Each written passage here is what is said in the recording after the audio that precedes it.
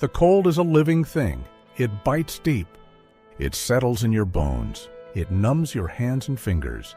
Your breath hangs in the air. The wind wails like a starving wolf, ripping heat straight from your skin. Your fire is dying, your food is gone, and the snow keeps falling. Most men wouldn't last a night, but somehow, some did. This is what the frontiersmen faced. If they fail to survive the winter, they'll end up as bones buried under the snow. But how did they outlast severe blizzards, starvation, and death itself? How did they find warmth when everything was ice? And how did they fight a winter that wants them dead? Well, that's what we're here to find out. Stay till the end for a first-hand account, a mountain man's own words on his fight against impossible odds. My name is Sam, and this is Wild America. Now, before fire, before food, before shelter, the fight against winter started with something much simpler. Number 1, layer up or freeze. Frontiersmen knew the trick to staying warm, build heat from the inside out. They'd start with a long-tailed shirt, sometimes 2. Then they'd pull on a thick leather overshirt. Afterward, they'd top it with a heavy wool or buckskin coat. Each layer held heat, blocked wind, and kept them moving. And a bare head meant lost warmth. A wool cap, felt hat, or fur-lined skin cap trapped it in. And when the wind cut deep, they wrapped a neckerchief high, covering ears and mouth. Hands stayed buried in thick leather mittens, fingers together, warmer that way. The core had to stay hot, or nothing else mattered. That's where the belly band came in, long wool sashes wound tight around the waist, locking in heat where it counted. And at night, they slept fully dressed, boots off but hats on, wrapped in furs and wool blankets, huddled near the fire. The feet had to stay warm, or else a man was done. Thick leather boots, packed with fur, kept the cold out. Wool wrappings sealed off the lower legs, blocking snow, locking in heat. And if boots failed, frontiersmen turned to moccasins. These were made of soft deer skin with the fur inward, good enough for trapping warmth. Moccasins were lighter, quieter, and better for tracking in deep snow. Even the fringe had a purpose. It wicked away moisture before it could freeze and stiffen the leather. And if something tore, they'd cut a strip, tie it off, and keep moving. However, making moccasins took time. The hide had to be softened first. Brain tanning did the trick, working the animal's own oils deep into the fibers. The result? Tough, flexible leather that lasted, bent with the foot, and held off the cold. And in dry weather, they were a lifesaver. But in the wet, a total disaster. Deerskin sucked up moisture fast, turning hard and useless. So, when the weather turned, men either stuck close to a fire or swapped them out for heavier boots. Now, history doesn't say much about fur-side in moccasins, but the logic is there. Some believe frontiersmen borrowed the idea from Native Americans, just like they did so many other survival tricks. Sheepskin boots worked the same way. Fur inside, trapping warmth, used in icy regions across the world. At the end of the day, frontiersmen weren't exactly chasing style. They had to wear what kept them alive. Staying warm in daylight was one thing, but surviving the night? That was another fight entirely. That was when the real test began. Number 2, sleeping through the cold. Frontiersmen didn't build cozy log cabins. It was too much work, and there was too little time. They focused more on a lean-to maybe, boughs and limbs stacked tight, covered with skins, blankets, or canvas. Now, since we've covered how they slept fully clothed, it's important to note that frontiersmen didn't usually have sleeping bags. Few owned them at all. If he was lucky, he'd have a canvas or skin stretched overhead, open to the fire, trapping just enough heat to hold off the worst of the cold. Wool blankets were the bed of choice. They were warm, durable, and easy to carry. Buffalo robes worked too. They were heavier but better at blocking the wind. A candle, if he had one, blinked inside a lantern, though firelight was usually enough. Light also meant safety. Darkness was risk. Now some frontiersmen found a better way. Instead of makeshift shelters, they wintered in buffalo skin lodges, built like native teepees. These were thick, tanned hides unfolded over a frame of strong poles about 10 feet across. It gave enough room for 6, maybe 7 men. Inside, reeds covered the ground, blankets and robes piled on top. Baggage lined the outer walls, blocking drafts. A fire burned in the center, the smoke escaping through flaps at the peak, flaps they could adjust to let in light, bright enough to read by. As for their choice of firewood, aspenwood fires burned clean, no thick smoke to choke on. That meant no need for candles, no need to waste supplies. And when it came to surviving the night, simplicity was key. The bedroll, which was a wool blanket wrapped tight in a water-resistant canvas, was the frontiersman's best friend.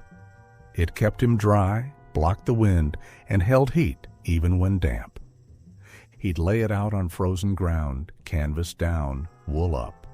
If rain or snow rolled in, he'd fold the canvas over himself, cocooning against the storm.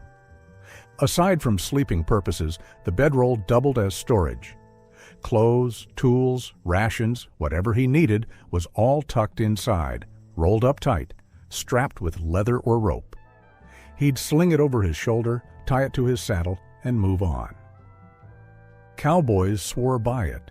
Soldiers did too, rolling their shelter halves the same way during the Civil War, keeping mobile, staying ready. And so, night after night, frontiersmen fought against the cold.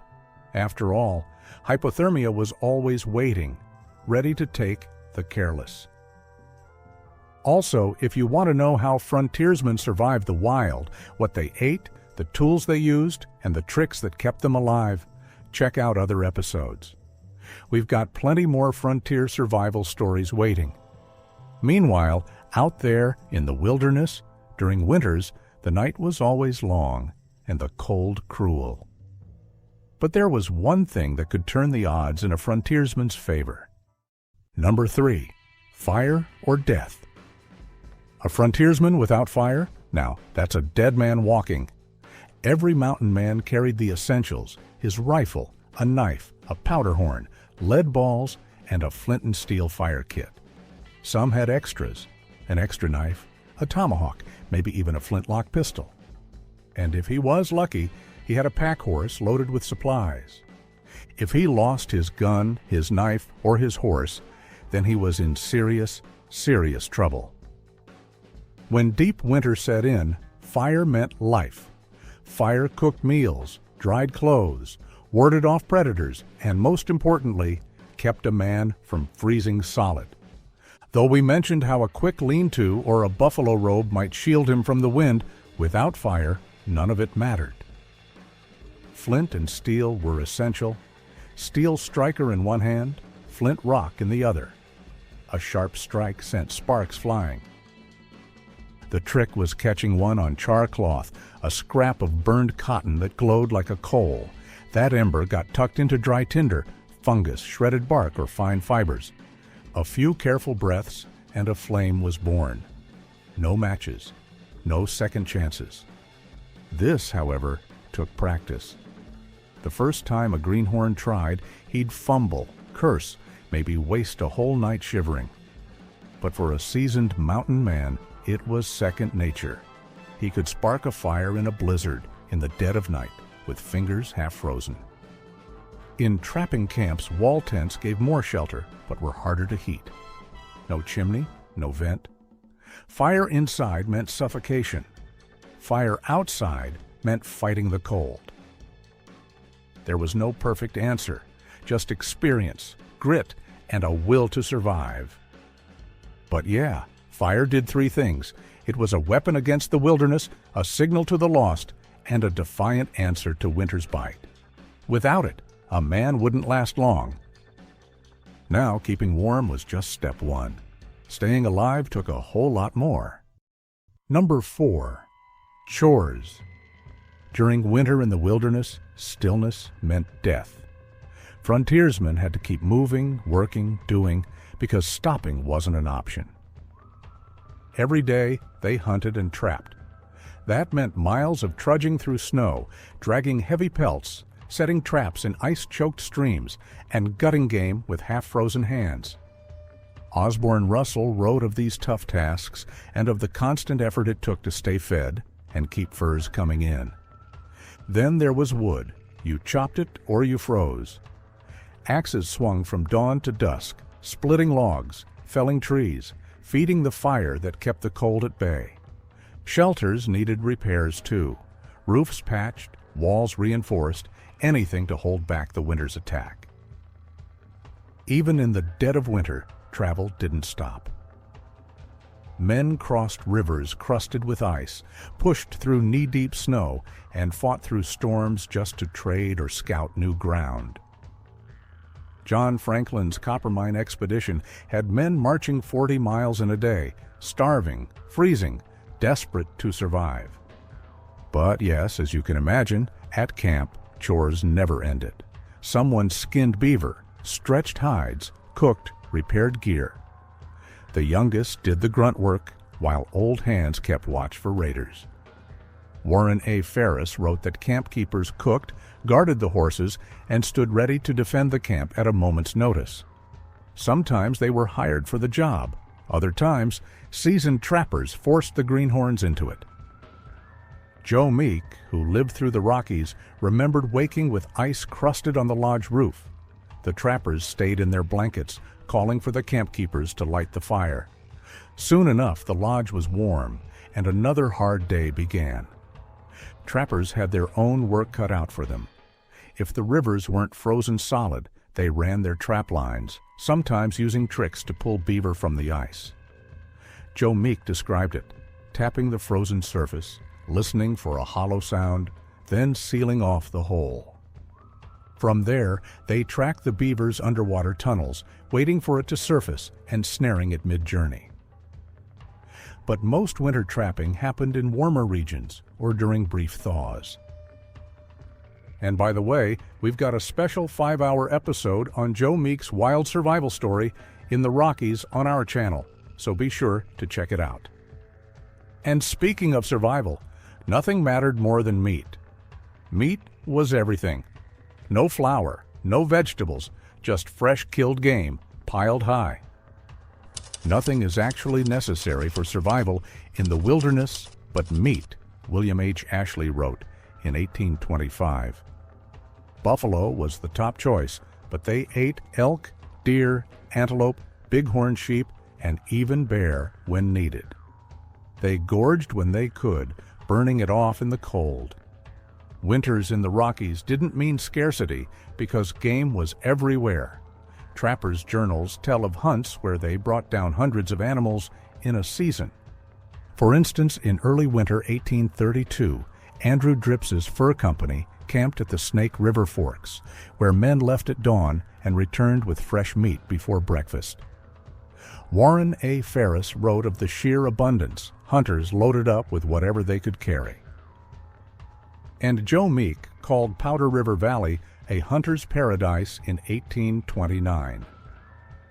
That winter, the land swarmed with game, and the trappers lived like kings, eating well, staying strong, and making the most of the wilderness before the thaw. But even the toughest mountain men had limits, and when the cold got worse, they turned to those who knew it best. Number 5. Wintering with the natives. When the snow hit hard, smart trappers knew where to turn: native camps. Taking shelter was a key advantage, but frontiersmen survived by following the ways of the locals for generations. Tribes like the Crows, Shoshones, and Nez Perces knew the best wintering spots, where the wind cut less, where the game still moved. Some trappers even married into tribes, sealing alliances that meant food, protection, and trade. Marrying a chief's daughter wasn't all romance, it locked in ties with the whole tribe. Likewise, for Native women, a trapper decked out in St. Louis finery was a status symbol, a provider who treated her better than many warriors would. Some marriages lasted a season, some a lifetime. Either way, they meant survival. Life in a native camp came with its own challenges, nonetheless. James Kleiman, a seasoned trapper, spent a severe winter with the Crows in 1823. He watched in shock as they cut through the ice every morning to bathe, even as frost hung in the air. To them, the cold wasn't exactly an enemy. It was part of life. And for newcomers, communication was everything. Some relied on interpreters like Edward Rose, a black frontiersman who lived with the Crows in 1824. His knowledge of their language and customs made him invaluable, turning him into a figure of power among the trappers. Another black interpreter, found in a Crow village near the Shoshone River, claimed to have traveled with Lewis and Clark. The tribe treated him like royalty. He wanted for nothing. But most trappers didn't have an interpreter at their side. If they wanted to trade, eat, or stay alive, they had to learn the language fast. And beyond hunkering down, winter camps also served as spaces for learning. Trappers swapped stories, shared tricks, and most importantly, got intel from the tribes. In February 1824, deep in the Wind River Valley, the Crows told Jedediah Smith's men about a shortcut north, a pass leading to beaver-rich waters. Smith was so eager he ignored the season and charged into the mountains. It was a disaster. Snow swallowed the party, forcing them back. Back in camp, however, James Kleiman had a better idea. He spread a buffalo robe on the ground, piled sand on top, and let the Crows draw him a map. They built mountains with their hands, showing him a safer route, South Pass at the southern end of the Wind River Range. By March, Smith and a handful of men made the crossing, reaching the Green River and pushing farther west than any Americans since the Astorians. But not all encounters with the tribes were friendly. Raiding parties were a constant threat, and venturing from camp could mean death. Still, trappers didn't sit idle. Some went out for meat, some for adventure, others just to break the monotony. One wrong step could cost you. In the winter of 1823, Daniel T. Potts lost his way in the mountains and froze his feet solid. He couldn't walk, couldn't hunt, he was as good as dead. But a native village found him, carried him to their chief's lodge, and saved his life. Twice a day, the chief stripped down to his breechcloth, tended to Potts's wounds, and nursed him back to health. Yet how many other frontiersmen owed their lives to a well-timed act of kindness? No one knows. Want more real survival stories? A mountain man lasting 9 years in the Rockies, a young fur trader braving negative 40 degrees in the Canadian wilds, a lone trapper battling Missouri's deadliest winter. These stories actually happened. Find them only on our channel. Anyhow, a man could have the best shelter in the world, but out there, in the cold wilderness, warmth came in more ways than one. Number 6. Communal comfort. In the dead of winter, when the wind cut like a knife and the cold bled into bone, frontiersmen knew one thing: alone meant dead. At night, mountain men huddled. A fire at the center, men coiled in a tight semicircle around it, enveloped in furs, boots still on, rifles within reach. Heat meant life, and they made sure no one froze. If the fire flickered too low, someone was always awake to feed it, tossing on wood, stirring the coals, keeping the dark at bay. But warmth wasn't the only reason they slept close. You see, a sleeping man was a dead man if he wasn't ready. Predators awaited, both beast and man. Outlaws, Blackfeet raiders, hungry wolves, none of them scared off easy. Close quarters meant quick defense. A twig snapped in the night? Knives were drawn before the sound had time to settle. And when the killing cold eased up, then came the stories. Men passed whiskey and laughter like currency, swapping tales of blood, survival, and luck. Osborne Russell remembered nights when laughter rolled through camp like thunder, only fading when one by one the men dropped off to sleep. And Christmas out in the wild wasn't just another day. If food was plentiful, they feasted. Stewed elk, buffalo hump, dried meat, whatever they had. And if they had whiskey or rum, they drank. They shot at targets, wrestled, raced horses. The fire burned high, and for a few hours life felt easy. But winter wasn't always kind. Some nights the wind shrieked and the fire barely held on. And some mornings men didn't wake up at all. Still, those who survived remembered the good times. Washington Irving wrote that in winter the mountain men lived fat and free. Joe Meek called it a season of plenty, of rest, of good humor. But in the end, winter was never just a time to relax. It was a test. It was always a test, and only the toughest men lived to see the thaw. Indeed, shelter, fire, companionship, all of them were critical, but none of it mattered without fuel. Number 7, a fatty diet. Food meant survival, and fat was king. As mentioned earlier, frontiersmen lived on meat such as buffalo, elk, deer, bear, or whatever they could kill. The more fat, the better. It kept them warm, kept them moving. Rufus Sage, a seasoned trapper, wrote about it. How men gorged on meat when they had it, knowing lean times were always around the corner. Starvation was a season. During some winters, men were driven to eat their moccasins, their dogs, anything. And when meat was scarce, they waited, hoping to find a half-frozen carcass before hunger took them down. Buffalo was the prize. Trappers swore by its fatty cuts, claiming it was richer, better than beef. And when herds were near, they feasted, stuffing themselves, storing fat on their bodies like a second coat. But when herds moved on, they fell back on pemmican, a mix of dried meat, melted fat, and sometimes berries. Pemmican was frontier gold. It was lightweight, long-lasting, and packed with energy. Trappers, explorers, even polar expeditions relied on it.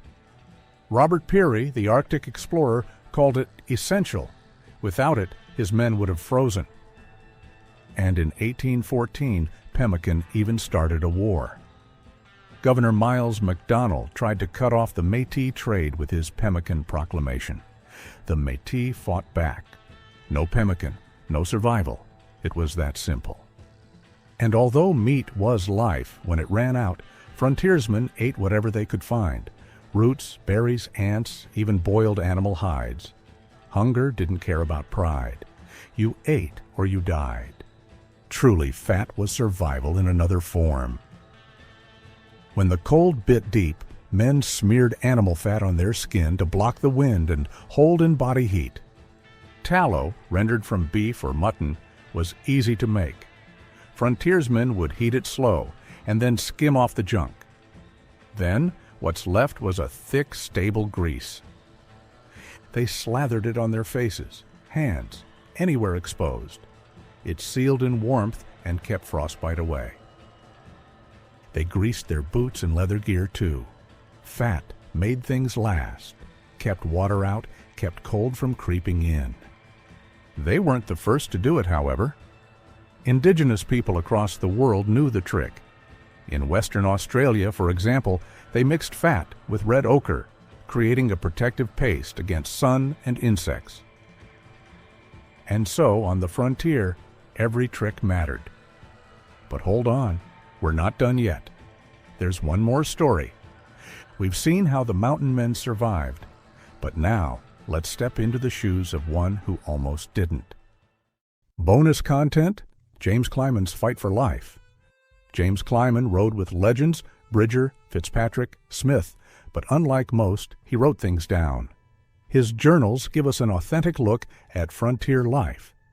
On one brutal winter in the Wind River Valley, he and William Sublette left camp to hunt. Meat was running low. Then the blizzard hit. Snow pounded down. Wind screamed through the valley. There was no shelter, no firewood, just buffalo robes, rifles, and grit. And as you all know, survival was always a test. One, many failed. And now, to close this episode, here's Kleiman's own account of staring death in the face.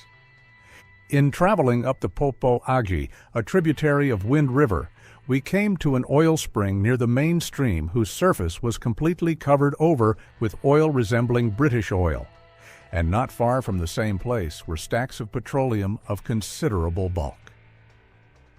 Buffalo being scarce, our supply of food was quite scanty. Mr. Sublette and myself mounted our horses one morning and put in quest of game. We rode on until near sundown when we came in sight of 3 male buffalo in a very open and exposed place. Our horses being too poor to run, we made an effort to approach them by crawling over the ice and snow. But our game saw us and was about to break when we arose and fired. Luckily, we broke one's shoulder. Had we had our horses at hand so as to mount and follow, we would soon have had meat, but our horses were nearly a mile distant. So Sublette went back for our horses, and I loaded my rifle and followed the wounded buffalo. There being an uneven ridge about a mile distant in the direction the game went, my hope was to head him there and get another shot. I ran with all my speed, and fortunately, when I came out of cover, was in easy gunshot. When, all breathless, merely pointing in the direction of the game, to my surprise, I gave him a dead shot. Before I could reload, he fell dead in a steep gutter where I could not commence butchering until Sublette came up to assist me. Night came on before we got our meat butchered. We gathered some dry sage and struck a light by which we got off a small quantity of meat. Shortly after the sun left us, the north wind arose and grew stronger and stronger, and a cold, frosty snow commenced falling before we finished our suppers. There being no wood, and sage being small and scarce, and scattering what little fire we had in all directions, we spread down our scanty bed, and covered ourselves as close as possible from the wind and snow which found its way through every crevice. Although the wind blew and the fine frosty snow crept in and around us, this was not the worst, for the cold, hard, frozen earth on which we lay was still more disagreeable, so that sleep was out of the question by turning every method for rest. Daylight at last appeared when we consulted what we had best do under the circumstances, and it was agreed that I should arise and gather some sagebrush, which was small and scarce, and would remain under the buffalo robe and keep his hands warm if possible to strike fire. But all our calculations failed, for as soon as our hands became exposed to the air, they became so numb that we could not hold the flint and steel. We then resorted to our guns with no better success, for the wind was so strong and for the want of some fine material to catch the fire in. My comrade wrapped himself in his robe and laid down. After a great struggle, I made out to saddle my horse and was about to leave the inhospitable spot. Not wishing to leave my friend, I asked him if he could ride if I saddled his horse, but he thought not and was unwilling to try. I then made several unsuccessful efforts to obtain fire. Just as I was about to mount and leave, I ran my hand in the ashes to see if any warmth remained. To my joy, I found a small coal of fire alive, not larger than a grain of corn. Throwing it into a handful of material I had gathered, it started ablaze in a minute, and in 1 minute more, I had a fine fire. My friend got out and crawled up to my side. Drawing our robes around our backs, we tried to warm ourselves, but the wind being so strong, the smoke and fire came into our faces by the back current. I saddled the other horse, packed up the meat, while Sublette gathered sagebrush to keep up a fire, which was no little job, for it was carried away almost as fast as he put it on. At length, we mounted and left. I put my friend ahead and followed, urging his horse along. We had about 4 miles to timber. I found I would be liable to freeze on horseback, so I got off and walked. It being a north inclination, the snow was about 1 foot deep. I saw my friend was too numb to walk, so I took the lead for the last half mile and struck a grove of timber where there was an old Indian hut, one side of which was still standing. I got fire almost immediately, then ran back and whooped up my friend's horse, assisted him to dismount and get to the fire. He seemed to have no life to move as usual. He laid down nearly asleep while I went broiling meat on a stick. After a while, I roused him up and gave him his breakfast. When he came to, he was as active as usual. In the unforgiving crucible of the American frontier, where the margin between life and death was often as thin as a whisper on the wind, shelter was more than mere comfort. It was the bedrock of survival. Long before Gore-Tex and geodesic domes, the men and women who dared to venture into the vast, untamed wilderness relied on an arsenal of ingenious, often desperate, ways to shield themselves from nature's fury. These weren't just structures, they were lifelines, crafted from the raw materials of the land and an unyielding will to see another dawn. My name is Sam, and this is Wild America. Today, we're peeling back the layers of time to uncover the forgotten ingenuity of frontier shelters. These 7 constructions, born from necessity and honed by experience, were the unsung heroes that kept pioneers, trappers, and native peoples alive against impossible odds. From the hastily thrown up to the surprisingly sophisticated, each tells a story of resilience and a profound understanding of the wild. These forgotten shelters weren't just places to sleep, they were the difference between a story told and a life cut short. 1. The simple lean-to, first line of defense. When the biting wind howled and the sky threatened a downpour, the frontier traveler often had little time for elaborate construction. Here, the simple lean-to reigned supreme. It was the quintessential quick and dirty shelter, a testament to the principle that sometimes the most effective solutions are the most basic. Picture this: a lone hunter, miles from any settlement, with nightfall approaching. His tools? An axe, perhaps a knife, essential gear we've covered in depth on Wild America, and the forest itself. He'd find 2 sturdy trees or drive 2 posts into the ground, then lay a long pole across them. Against this ridgepole, he'd lean a series of smaller poles, branches, or slabs of bark, creating a single sloping roof. The open side would ideally face away from the prevailing wind, and a small fire built just outside the entrance would reflect warmth inwards, creating a surprisingly cozy refuge. Its beauty lay in its adaptability. The covering could be anything at hand: dense pine boughs thatched thickly to shed rain, wide strips of bark peeled from fallen trees, or even a stretched hide or canvas sheet if the traveler was fortunate enough to possess one.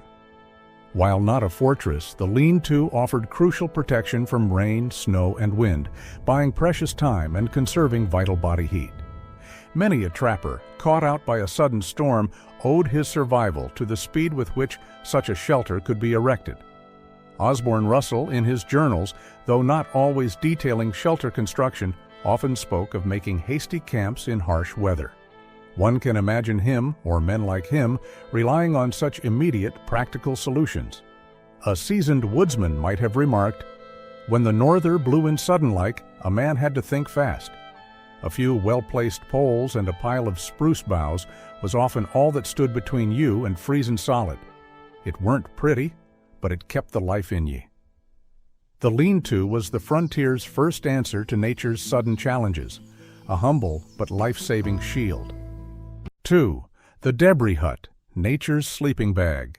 When a night out in the elements threatened to turn deadly, especially in the frigid grip of winter, a scenario we've explored in our episode on winter survival in an 1800s cabin, the debris hut was a marvel of primitive engineering, a true lifesaver. This wasn't a shelter for leisurely camping, it was a survival cocoon designed to trap a person's body heat with an astonishing degree of efficiency. Imagine being lost with minimal gear as temperatures plummet. The solution lay in the forest floor itself. The construction, though labor-intensive, was straightforward. A long, sturdy ridgepole would be propped at an angle against a tree, a stump, or an A-frame of smaller poles. Then a framework of ribs, branches leaned against the ridgepole, would create a narrow, body-length tunnel. The magic, however, was in the insulation. This framework would be buried, literally, under a massive mound of natural debris: leaves, pine needles, grasses, moss, ferns, anything that could create dead airspace. The thicker the layer, the warmer the occupant. A properly constructed debris hut, sometimes with walls several feet thick, could maintain a survivable temperature inside, even when the outside world was a frozen hellscape, and often without the need for a fire. Many a survival account, though perhaps not always from named historical figures of the 19th century frontier in easily searchable quotes, speaks to the efficacy of such shelters.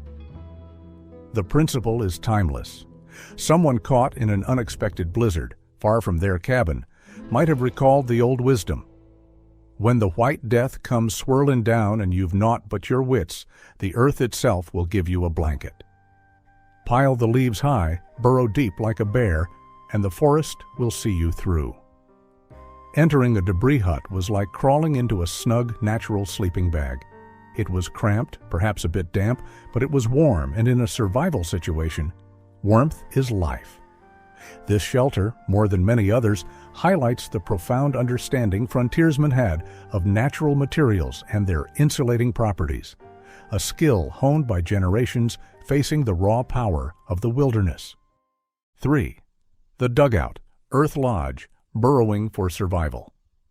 On the vast, windswept prairies of the American West, where trees were often a distant memory and the weather could turn from scorching heat to bone-chilling blizzards in a heartbeat, pioneers and some native peoples turned to the earth itself for shelter. The dugout, or a simplified earth lodge, was a testament to their resilience, a home carved directly from the land. Imagine arriving in a treeless expanse, your wagon holding all your worldly possessions. Building a log cabin was out of the question. The answer? Go down. A typical dugout began by excavating a rectangular pit into the side of a hill or a ravine, or even into flat ground.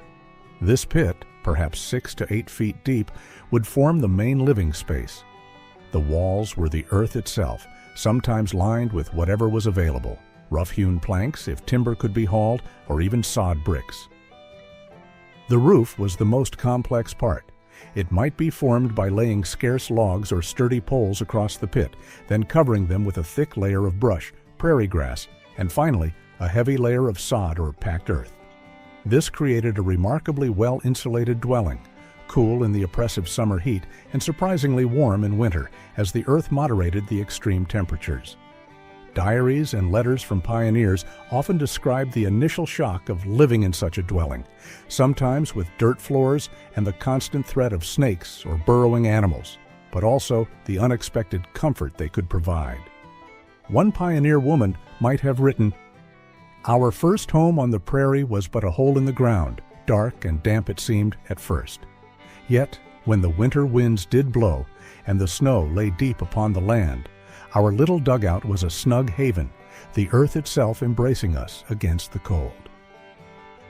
While not as mobile or romanticized as the log cabin, the dugout was a crucial survival shelter for countless families homesteading on the plains. It was a practical, if often temporary, solution to the harsh realities of a treeless frontier, a shelter that truly sprang from the soil, much like the sod houses we've touched upon when discussing prairie life. 4. The Snow Cave. Quincy, winter's embrace.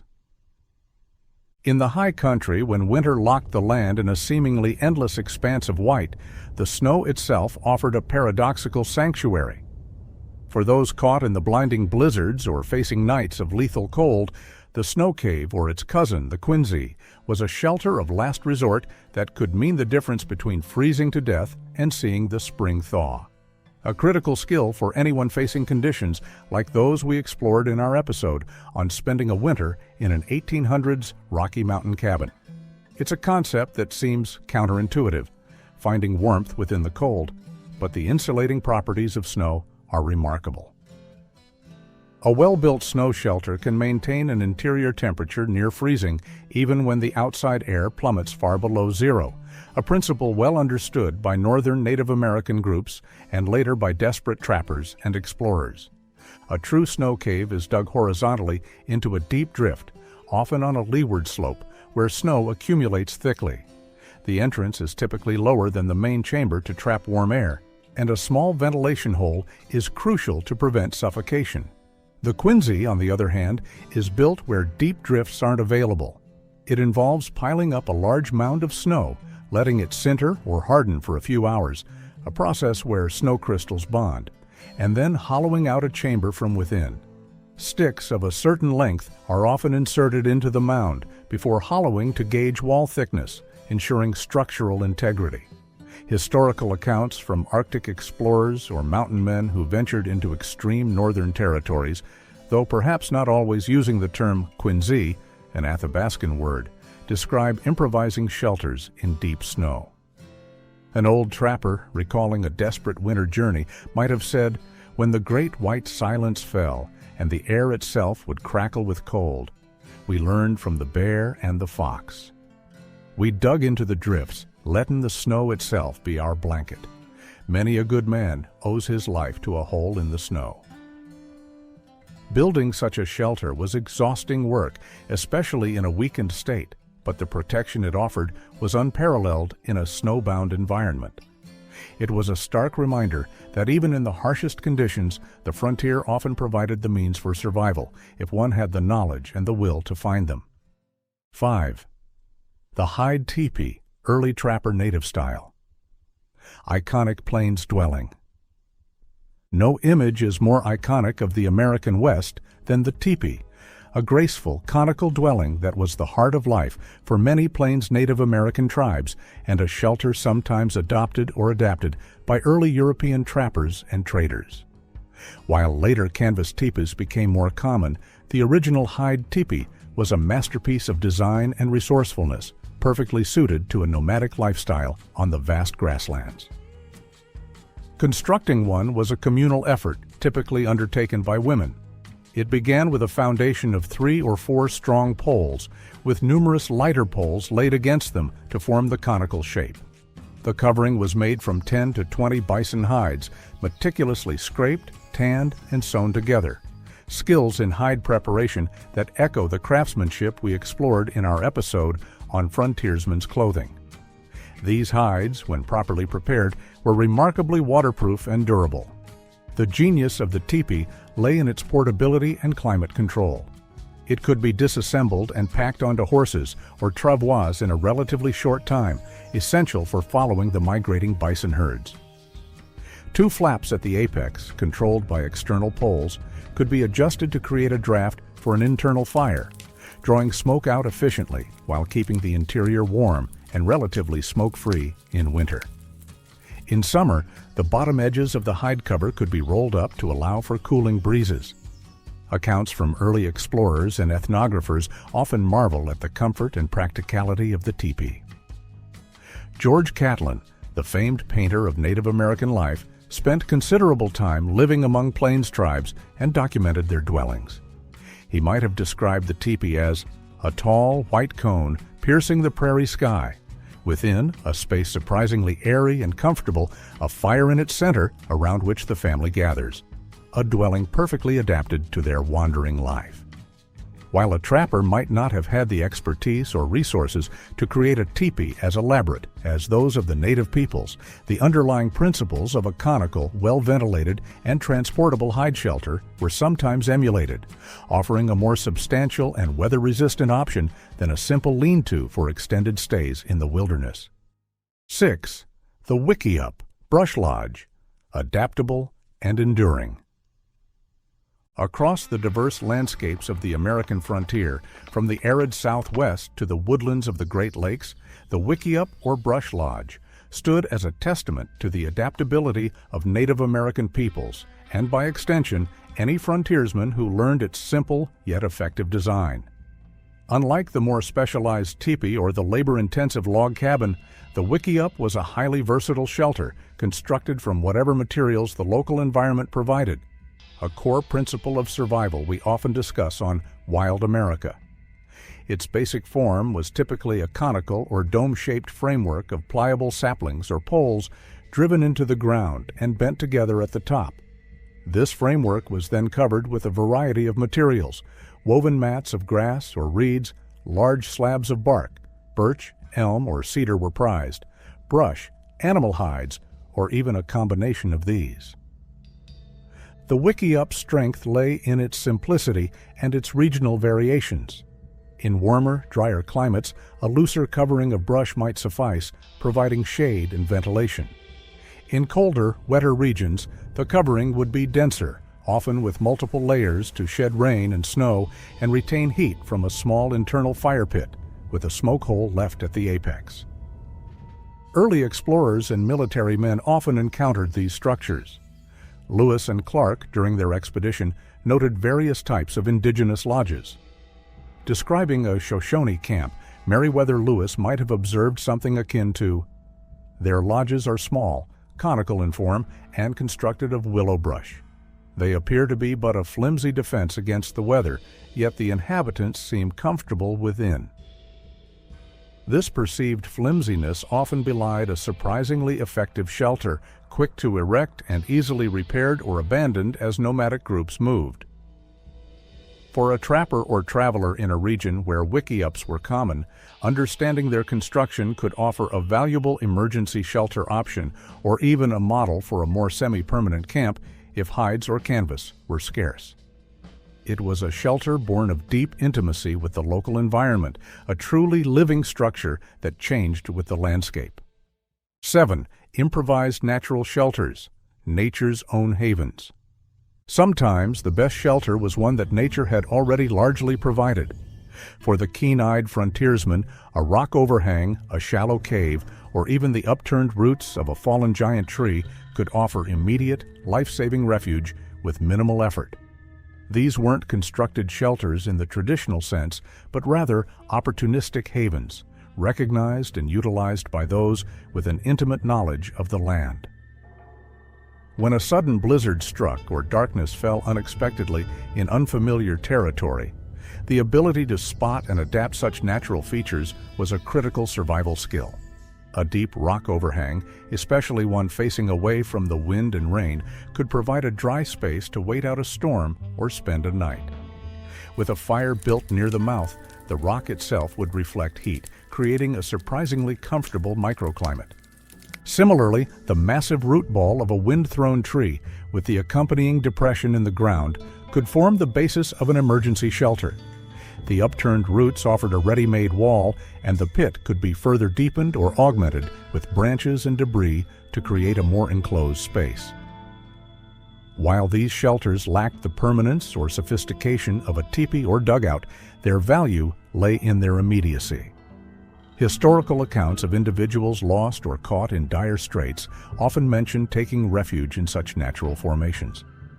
An explorer separated from his party or a hunter caught by an early winter storm might have recounted, "The storm came upon me like a wolf, and no time was there to build. But the good Lord provided a shelf of rock, deep and dry, where I huddled by a small fire, and saw the night through whilst the tempest raged without." These were not long-term solutions, but in the unpredictable world of the frontier, they were often the first and most crucial step towards survival, a direct gift from the wilderness itself, demanding only the wisdom to see and the courage to use them. This reliance on the landscape's natural offerings is a recurring theme, whether it's finding shelter or, as we've discussed in other episodes, foraging for wild edibles. And so, from the hastily assembled lean-to offering a brief respite from a sudden squall, to the life-sustaining warmth of a debris hut in the dead of winter, or the earthen embrace of a prairie dugout, the forgotten shelters of the frontier tell a powerful story. They speak of ingenuity born from desperation, of a profound connection to the natural world, and of an unyielding human spirit determined to endure against all odds.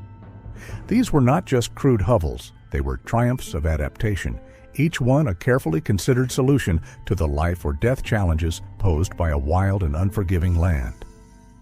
The men and women who mastered these shelter-building arts didn't have modern manuals or high-tech gear. They had keen observation, knowledge passed down or hard-won through experience, and an intimate understanding of the materials at hand, skills as vital as any we've discussed in our episodes on frontier tools or survival techniques. They knew how to read the landscape, anticipate the weather, and transform the very elements that threatened them into sources of protection. These forgotten shelters remind us that survival on the frontier was not just about marksmanship or tracking game. It was about creating a small pocket of safety and relative comfort in a world that offered little of either. It was about the intelligence to adapt, the skill to build, and the tenacity to hold on.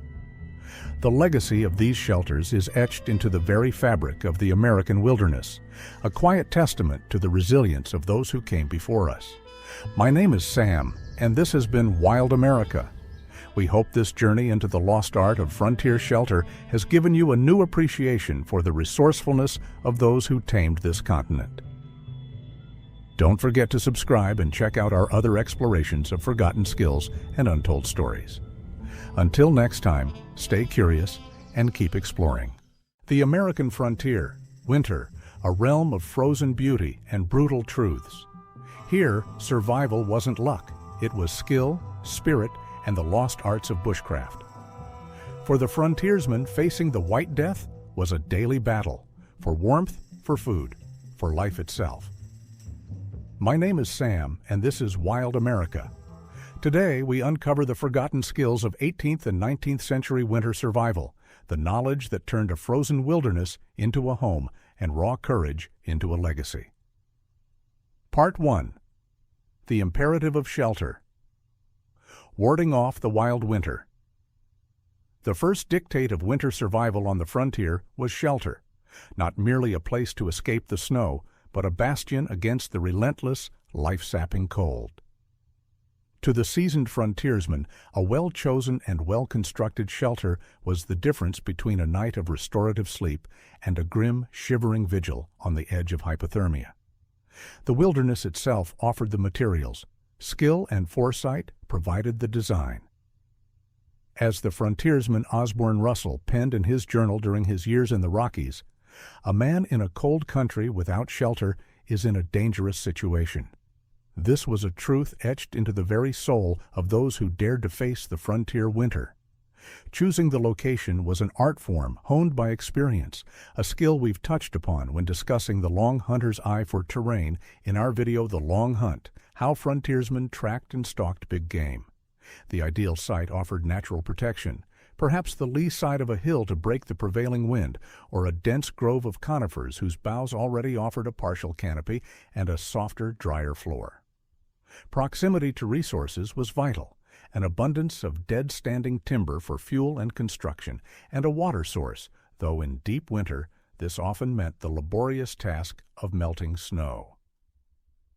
The frontiersman learned to read the subtle language of the land, noting where snowdrifts accumulated, indicating wind patterns, and where the sun, low on the winter horizon, might offer a few precious hours of warmth.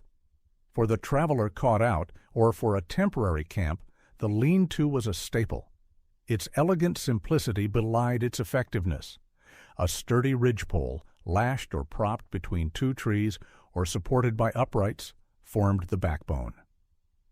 Against this, a framework of smaller poles was leaned, then thatched thickly with evergreen boughs, spruce, fir, or pine, layered like shingles to shed snow and trap air. The angle was crucial, steep enough to deflect the worst of the weather, yet open enough on one side to embrace the heat of a carefully built fire. Often, a substantial backlog of green logs or a wall of stones would be erected behind the fire, creating a radiant surface that bounced warmth back into the open face of the lean-to, transforming it into a surprisingly cozy refuge. The floor, never neglected, would be a deep mattress of springy boughs, inches thick, insulating the sleeper from the frozen earth that could leach away body heat with terrifying efficiency. Jedediah Smith, a man who knew the unforgiving wilderness as few did, often spoke of the simple lean-to as a gift of providence in a frozen hell.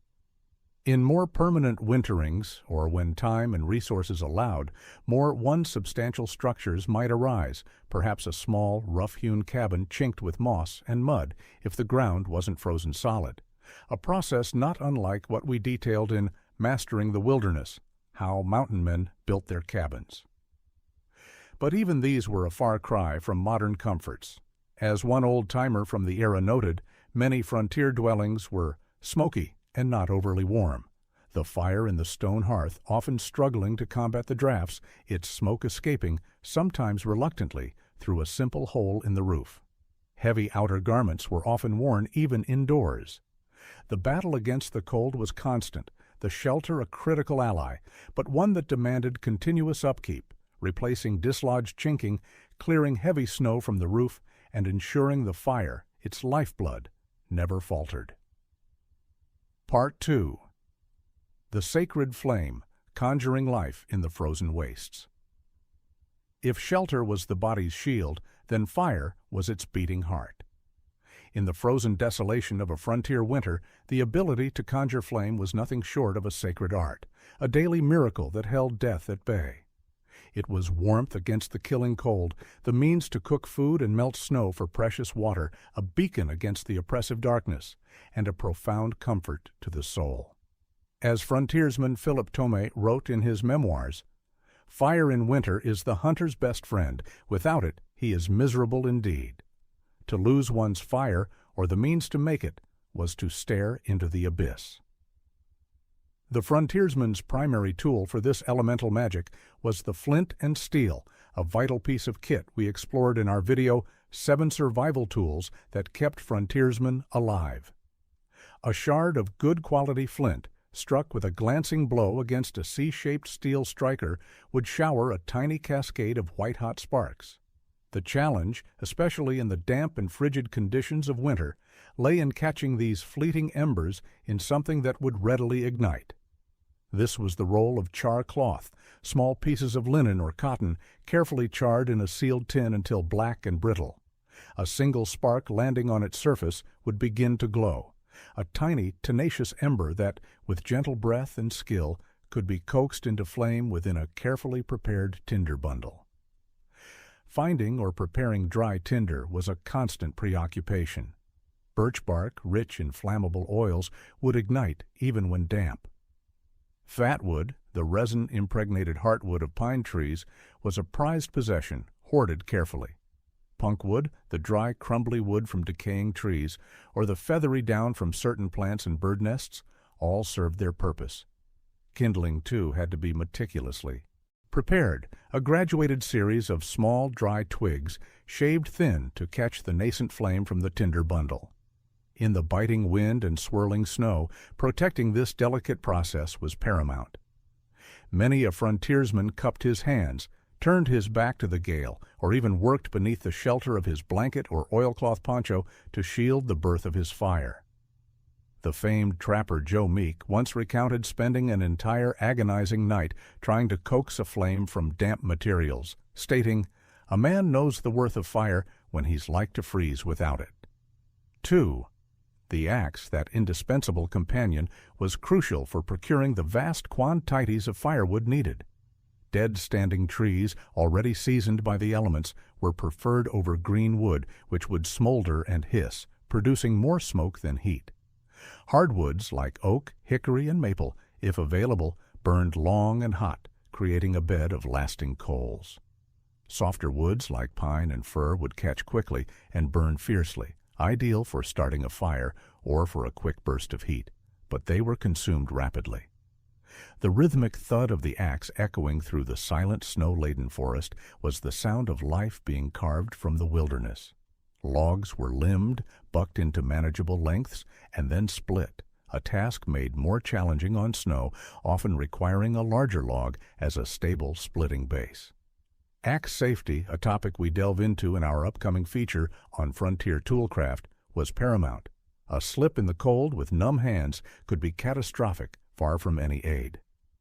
Maintaining the fire, especially through the long, dark hours of a winter night, required diligence and knowledge. Techniques like the long log fire, where two or more substantial logs were laid parallel and the fire built between them, could provide steady warmth for hours. Coals would be carefully banked with ash to preserve them overnight, hoping for a live ember come morning to rekindle the flame without repeating the entire fire-starting ritual. The fire was more than just a utility. It was a companion, a guardian, its flickering light and crackling song a defiant roar against the encroaching wilderness. Part 3. Fueling the Fight, Sustenance from the Winter Larder. With shelter secured and the life-giving fire blazing, the next relentless demand of the frontier winter was sustenance. The frigid air and constant exertion burned through calories at an astonishing rate, and a well-fed body was a warmer, stronger body. The winter larder of the wilderness was sparse, demanding skill, foresight, and often a measure of luck to tap into. As the seasoned trapper Osborne Russell noted, provisions are the first thing to be attended to in this country. Hunting and trapping, primary sources of protein, were more arduous in the deep snows, a challenge we explored in depth in The Long Hunt. Small game, like rabbits snared in their runs or squirrels, might supplement the diet. But much of a frontiersman's winter sustenance often came from provisions laid in during more plentiful seasons. Dried meats, like jerky, were lightweight and long-lasting.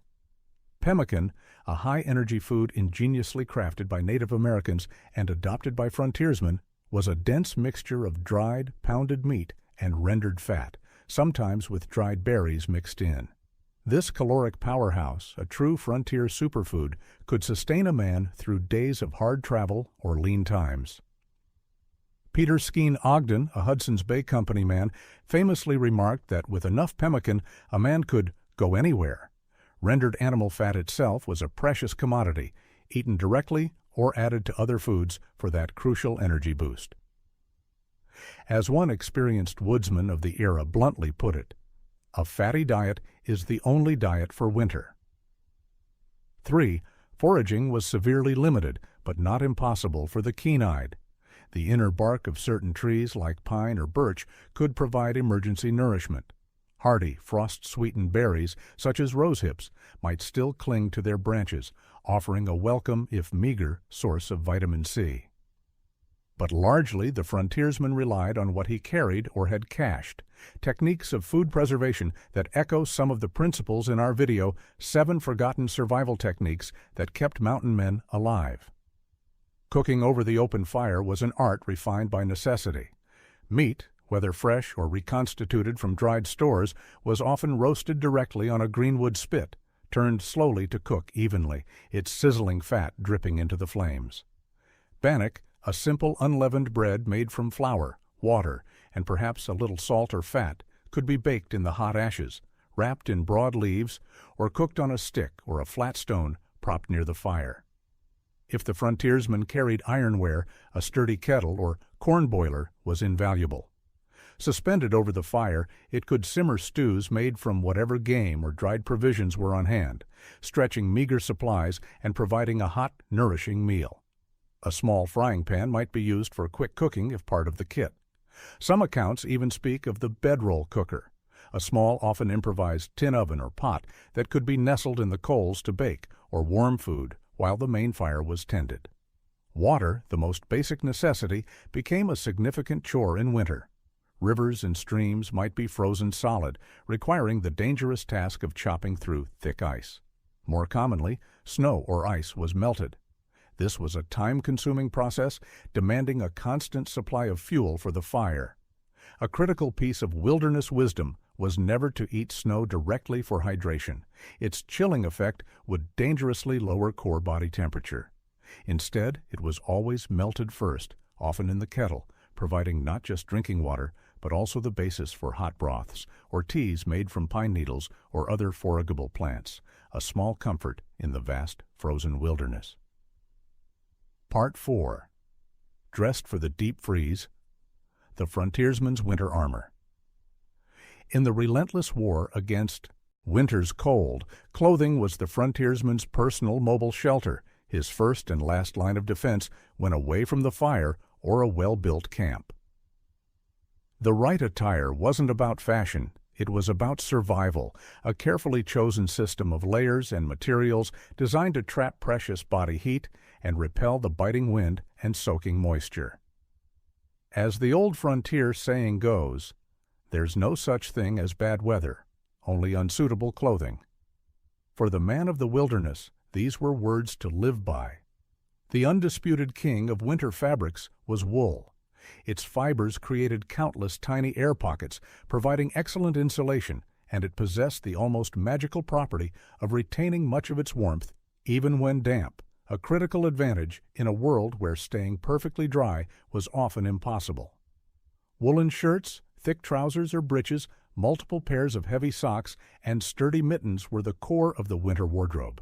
A well-made wool blanket, or even two, was an indispensable part of the bedroll and could double as an emergency outer wrap, a principle of multi-use gear we often see in items featured in 7 survival tools that kept frontiersmen alive.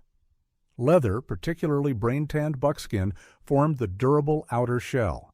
Smoked to keep it supple in wet conditions, buckskin was surprisingly wind-resistant and tough enough to withstand the rigors of travel through dense underbrush. Hunting shirts, frock coats, leggings, and moccasins were commonly crafted from it. While not inherently waterproof, a well-maintained buckskin garment shed snow effectively. The journal of a trapper named James Kleiman mentions, "My buckskins, though often wet, kept the wind from my bones, which was half the battle." Furs, when obtainable, offered unparalleled warmth for the most extreme conditions. Beaver, bear, wolf, or even rabbit pelts were fashioned into hats that protected the ears and neck, lined mittens, or used as luxurious life-saving additions to a bedroll or as a lining for a coat. The iconic image of the fur-clad mountain man, a figure we often explore on Wild America, wasn't just for show. It was a practical response to lethal cold. The principle of layering was intuitively understood. Several thinner layers trap more warm air and offer more versatility than a single bulky garment. An inner layer, perhaps of linen or finer wool, helped manage moisture, followed by insulating layers of wool, and finally, the protective outer shell of leather or tightly woven wool, sometimes augmented with a canvas or oilcloth poncho for added protection against wind and wet snow.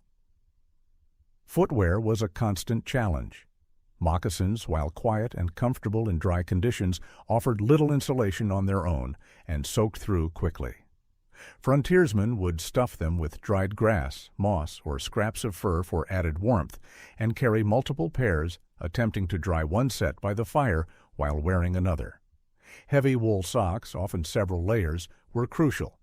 For headwear, a wide-brimmed felt hat might suffice in milder weather, but in the deep cold, a fur-lined cap with ear flaps or a thick woolen toque was essential, as a significant amount of body heat is lost through an uncovered head.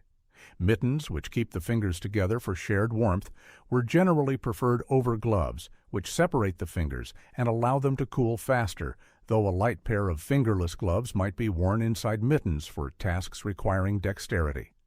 A small but vital detail similar to those discussed in 7 Forgotten Survival Techniques that kept mountain men alive. Beyond the garments themselves, the sleeping system was an extension of this personal armor. The bedroll, typically consisting of 1 or 2 thick wool blankets and perhaps a hide or fur robe, all wrapped in a durable canvas or cotton outer sheet, was the frontiersman's portable cocoon. This was always laid upon a thick mattress of insulating evergreen boughs to create a barrier against the heat-sucking frozen ground. Special nightwear, like dry long johns and fresh wool socks, was often carried to ensure a warmer, more comfortable, and ultimately safer night's rest. The constant battle was to keep these layers dry. Wet clothing could quickly turn from a lifesaver to a killer in the frigid temperatures of the frontier winter. Part 5. Tools of the Trade and Tenacity. The indispensable and the intangible. Beyond the immediate needs of shelter, fire, food, and clothing, survival on the winter frontier depended on a carefully selected arsenal of tools and, perhaps more importantly, an indomitable spirit.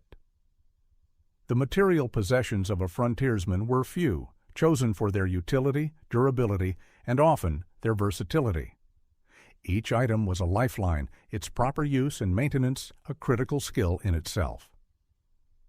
As the legendary Daniel Boone was often quoted, "A good gun, a good horse, and a good wife are the three best things a man can have."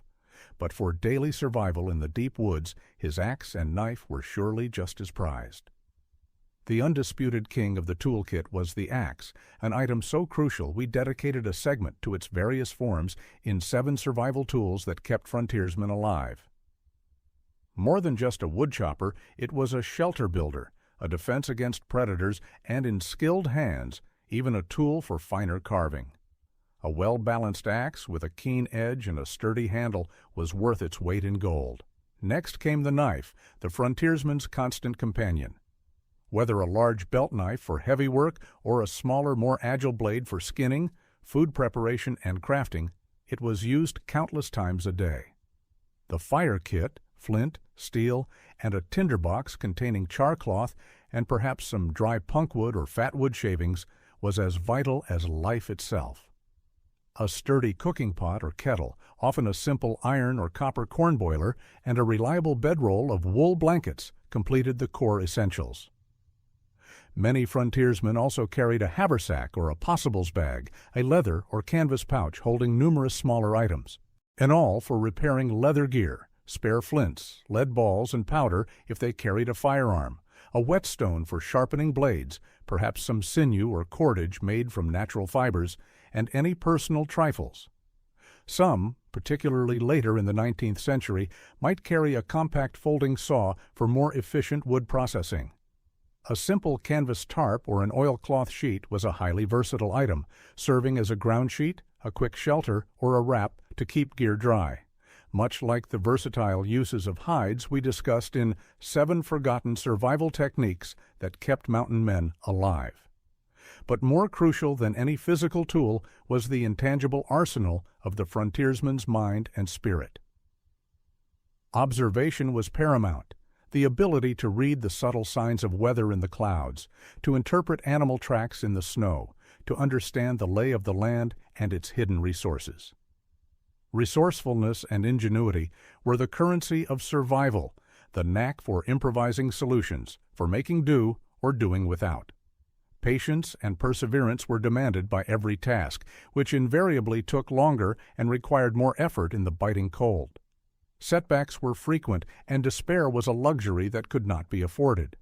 Hugh Glass, whose incredible tale of survival against all odds is a 6 legend of the frontier, famously said, "As long as you can still grab a breath, you fight, you breathe.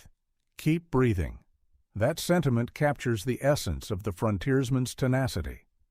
A deep practical knowledge of nature was fundamental. Which trees provided the best firewood or shelter boughs, the habits of game animals, which plants might offer sustenance or medicine.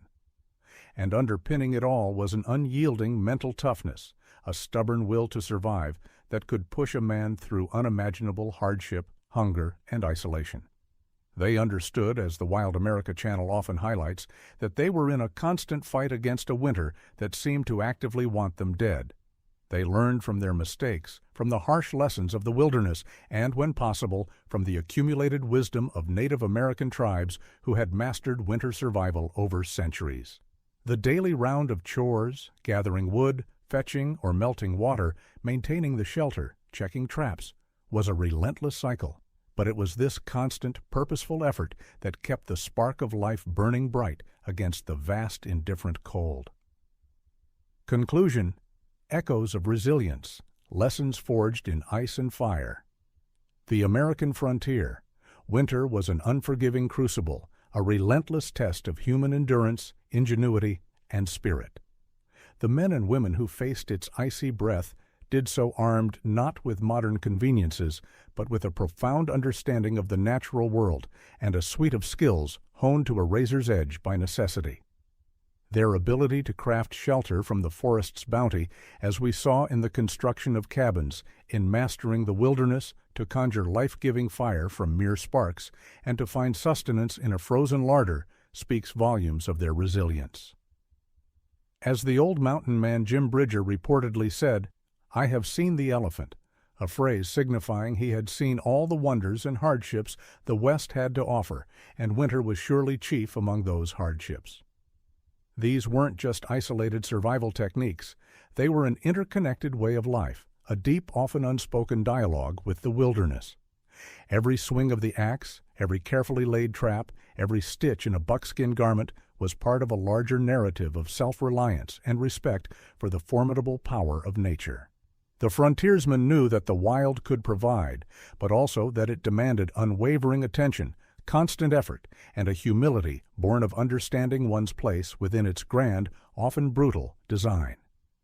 This deep connection to the land is a recurring theme in many of our Wild America explorations, from tracking big game to understanding forgotten survival skills. The echoes of their struggles and triumphs still resonate today. In a world increasingly detached from the raw realities of nature, there is a profound value in remembering the skills and the sheer tenacity of those who walk these lands before us.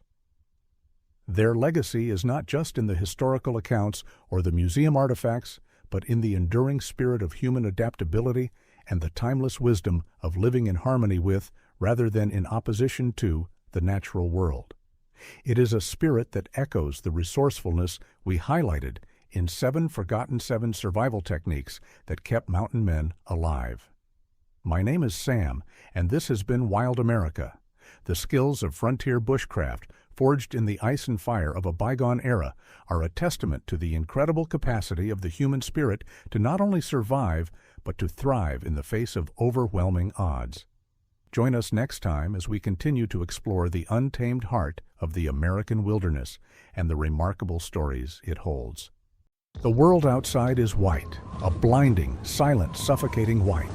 Snowdrifts pile against the rough-hewn log walls, sometimes reaching the eaves, burying the small cabin in a frozen embrace.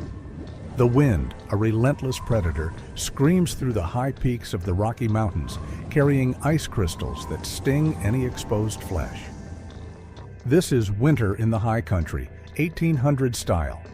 Not a picturesque postcard, but a brutal test of endurance. Inside, the air is thick with wood smoke. A small fire crackles in the stone hearth, the only source of warmth against temperatures that plummet far below freezing, sometimes for weeks on end. This tiny log box, perhaps no bigger than a modern bedroom, is the sole refuge against a world determined to freeze, starve, and crush the life out of anything that dares to remain. This isn't a temporary camping trip.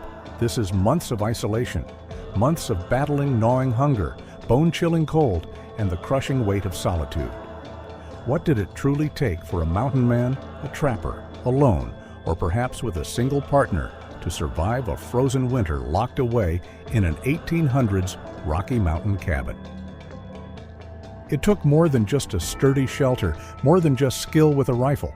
It took foresight, relentless labor, iron will, and an intimate understanding of the deadly beauty surrounding him. It was a gamble against nature at its most unforgiving. My name is Sam, and this is Wild America.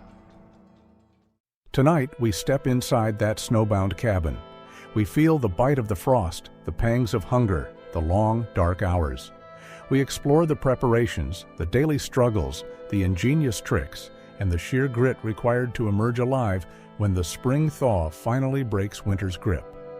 This is the story of spending a frozen winter in the heart of the wild. Part 1. The Race Against the Freeze, Autumn Preparations. The first hint of gold on the aspen leaves wasn't just a sign of beauty. It was a starting gun. For the mountain man intending to winter over, autumn was a frantic race against time, a period of intense labor to stockpile the resources needed to survive the coming siege of cold and snow. First and foremost, firewood.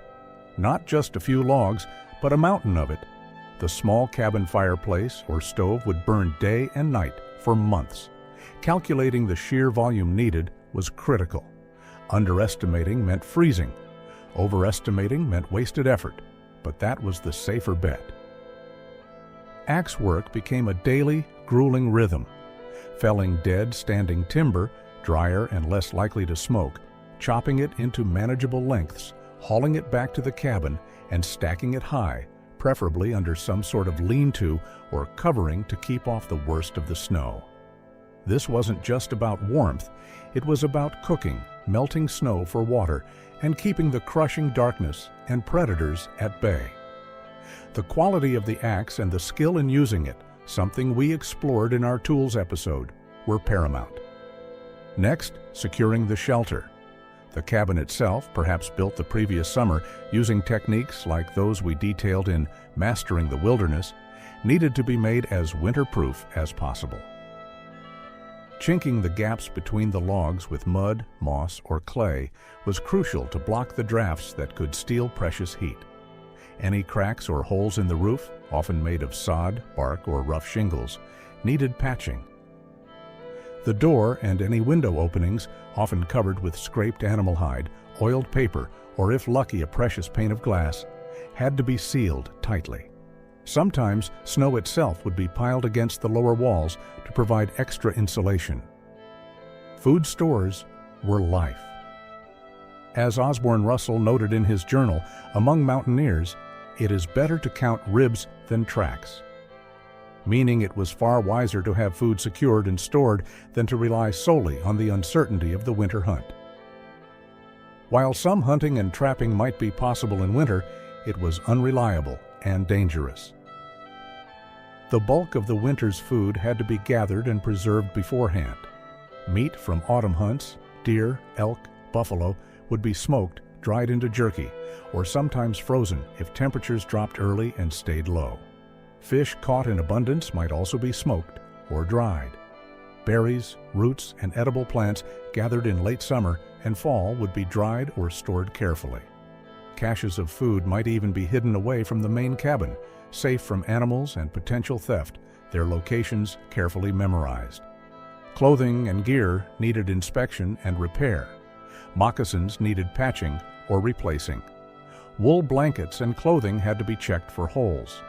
Snowshoes, essential for travel over deep drifts, needed to be crafted or repaired, their frames sturdy, their webbing tight. Traps for beaver or smaller game had to be cleaned, mended, and ready. Ammunition supplies, lead, powder, flints, or caps were checked and carefully stored to keep them dry. This wasn't just preparation, it was a ritual of survival, a physical and mental hardening against the inevitable.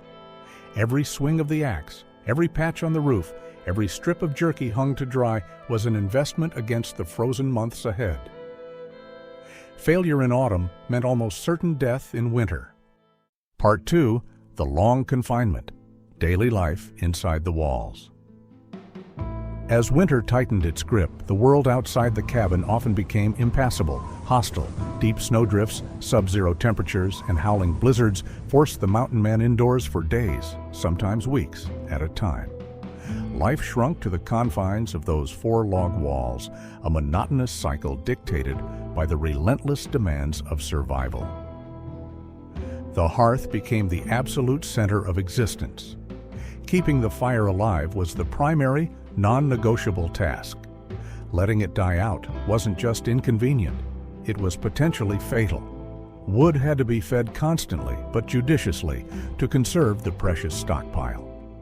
Banking the embers carefully at night, hoping to coax them back to life in the frigid dawn, was a daily ritual. The fire provided not just warmth, but light in the long hours of darkness, a means to cook meager meals, and crucially, a way to melt snow or ice for drinking water, a laborious process often done in a kettle hung over the flames. Conserving resources was paramount. Food stores gathered in autumn were rationed carefully. A typical meal might be boiled or roasted jerky, perhaps supplemented with a handful of dried berries or roots, or if lucky, some hoarded flour baked into a crude bannock or flapjack. Every scrap was valuable. Water, obtained by melting snow, was used sparingly. Ammunition, tools, clothing, everything was treated with care, as replacement was impossible. Cabin fever was a real and dangerous threat. The crushing monotony, the lack of sunlight, the constant confinement in a small, smoky space could wear down even the strongest mind. Maintaining a routine, however simple, was crucial. tasks filled the hours, repairing gear, mending tiers and buckskins, rewebbing snowshoes, sharpening knives and axes, perhaps crafting small items, carving a new spoon, making lead balls using a molten ladle over the fire, preparing hides from any animals trapped nearby. Reading, if the man was literate and possessed a rare book or Bible, offered a mental escape. Journaling, as practiced by men like Osborne Russell, provided an outlet and a record.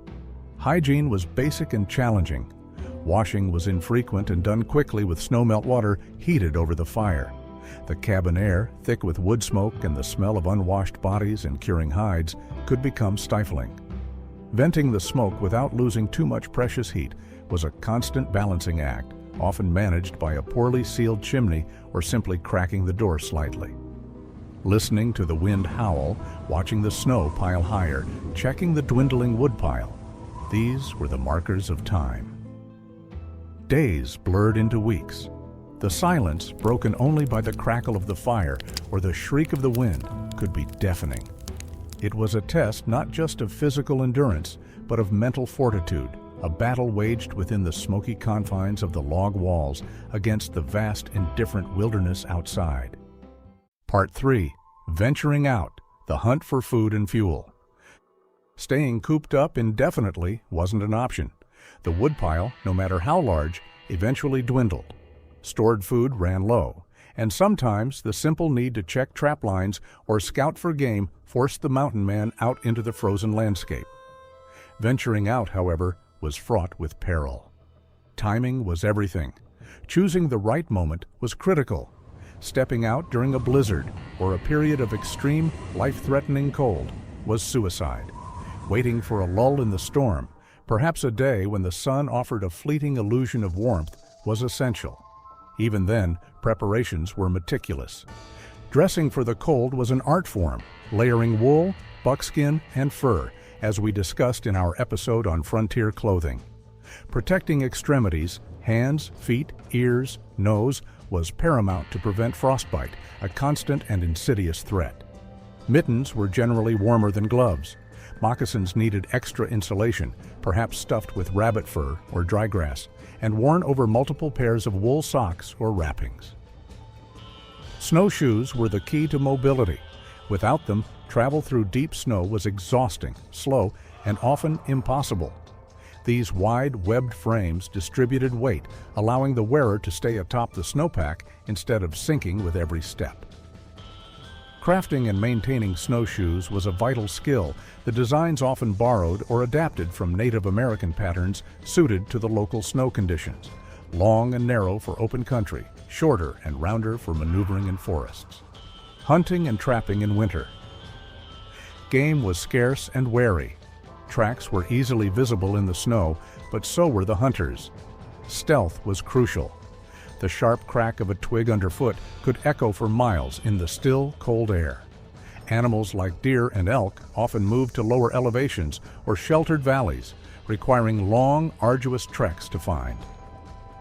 Small game, rabbits, squirrels, grouse, might be closer but offered less sustenance. Osborne Russell himself documented the harsh reality, writing of a time when we had to live chiefly upon roots for 10 days. Trapping, particularly for beaver under the ice or marten and fox along waterways, continued, but checking traps meant long, cold journeys and the risk of frozen fingers while handling icy chains and catches. Gathering more fuel. Even finding more firewood could be a challenge. Dead standing trees might be buried under deep snow. Cutting frozen wood was harder work. Hauling logs back through deep drifts, often on a small hand sled or simply dragged, was back-breaking labor that consumed precious calories and risked exposure. Navigating the white world. Landmarks could disappear under snow. Familiar trails vanished. Whiteout conditions could disorient even experienced woodsmen. Reading the subtle signs, the direction of the wind, the angle of the sun, when visible, the shape of the drifts, the type of trees, was essential for finding one's way back to the life-saving shelter of the cabin. Getting lost in winter was often a death sentence.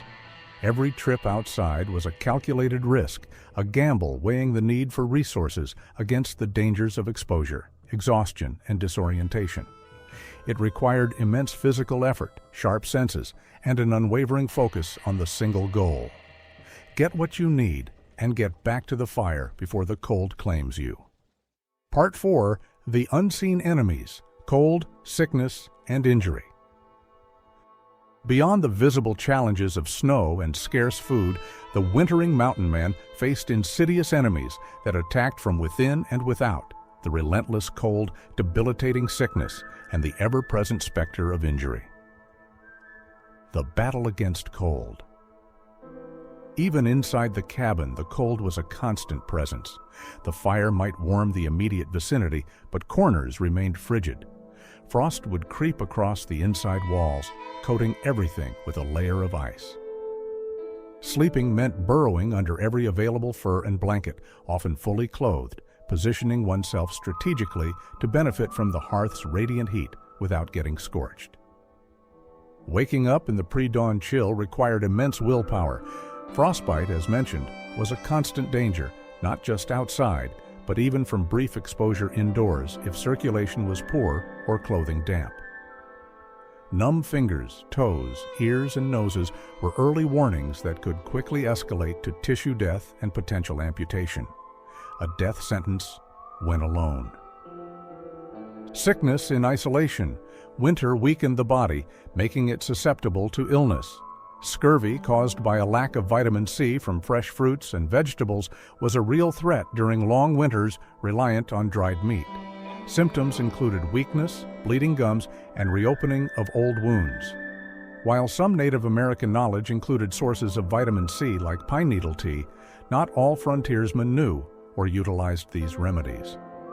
Respiratory infections, coughs, lung fever, pneumonia, thrived in the damp, smoky, close confines of the cabin and could easily become fatal without modern medicine. Simple digestive ailments could also become serious problems.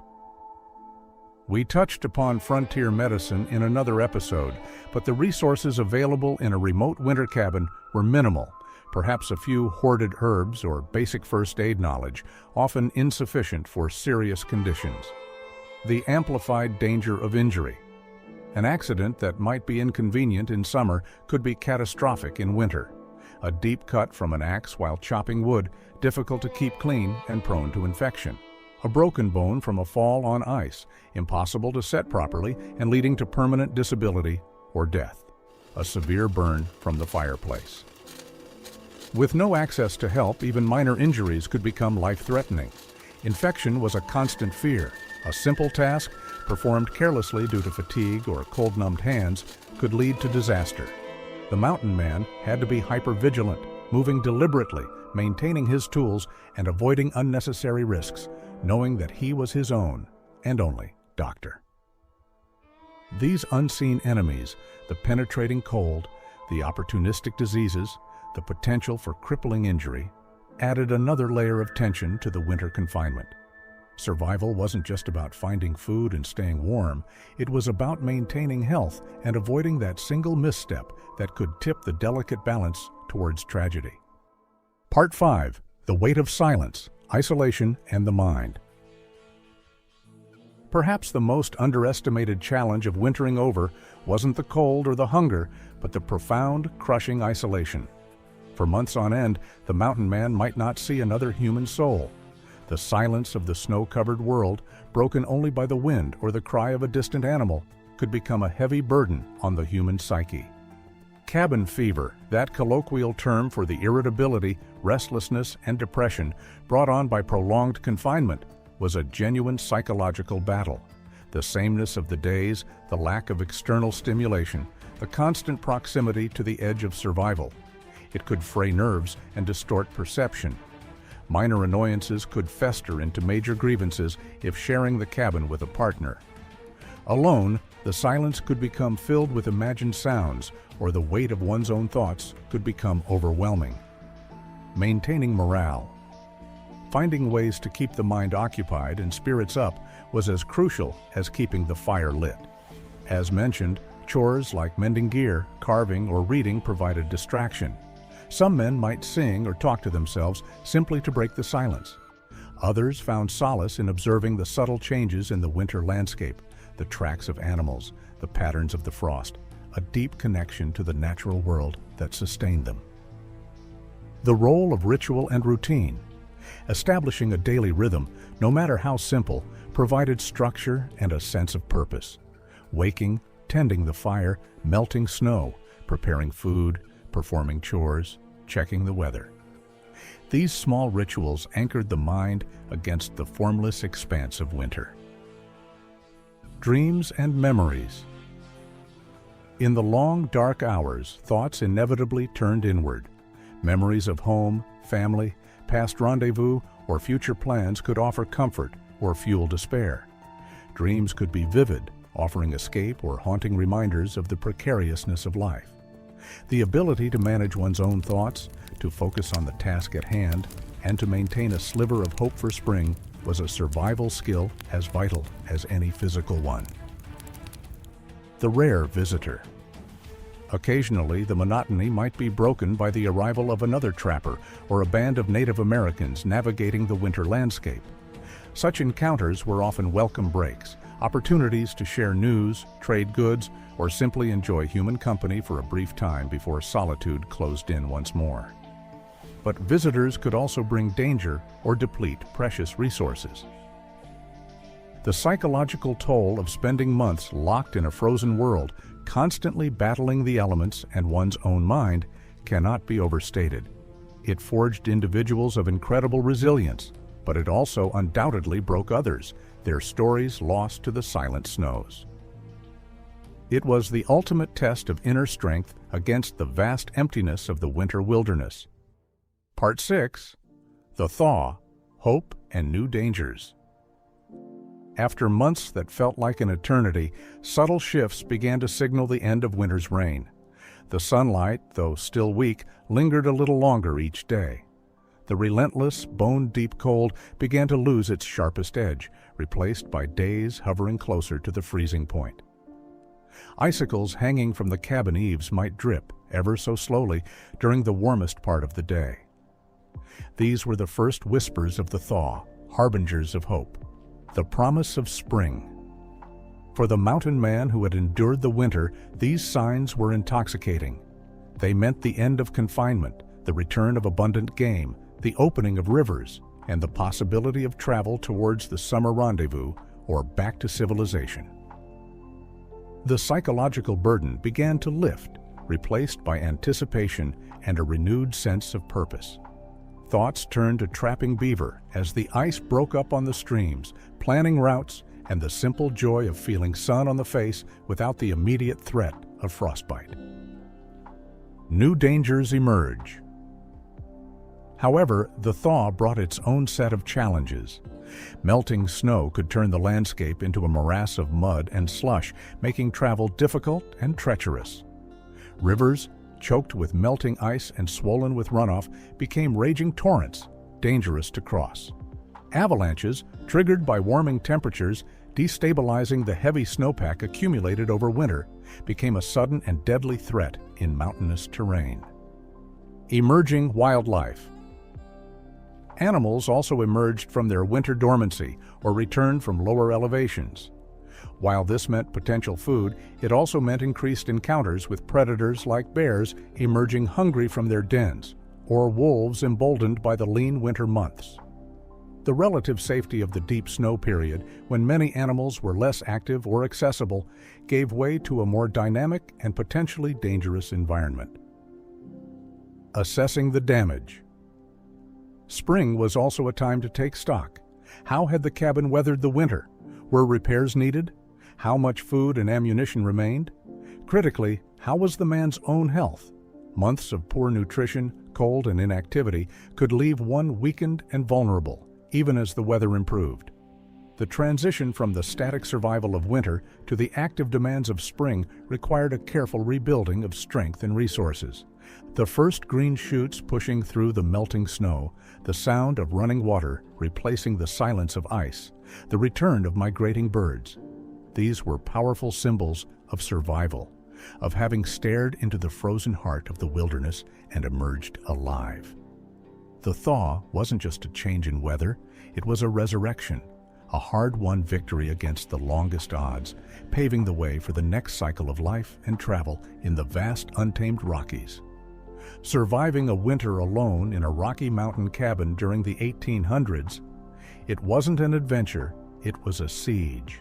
A relentless battle against the elements, against hunger, against sickness, and perhaps most profoundly, against the crushing weight of isolation. It demanded foresight, resilience, and an almost spiritual connection to the harsh rhythms of the wild. Those who emerged into the spring thaw were transformed, marked by an experience few today can truly comprehend. They had faced the frozen heart of the wilderness and endured. Their stories, etched in journal entries or passed down through generations, remind us of the incredible capacity of the human spirit to adapt and survive against overwhelming odds. What aspect of winter survival do you find most challenging or impressive? Share your thoughts in the comments below. And don't forget to check out our other deep dives into frontier life, like how these cabins were built or the essential clothing that made survival possible. Thanks for joining us inside the frozen world of wild America. Until next time, stay resilient.